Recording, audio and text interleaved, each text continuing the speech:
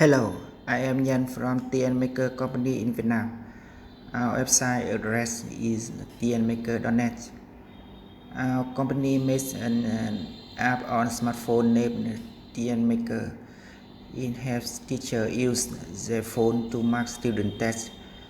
Now in this video, I will introduce our new project TNMakerPlus.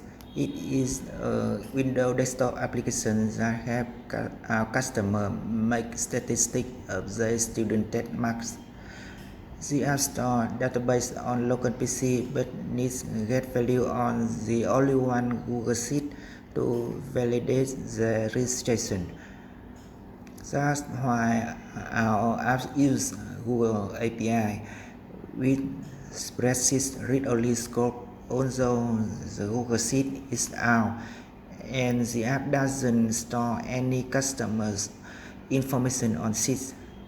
This is the client ID. You can check it.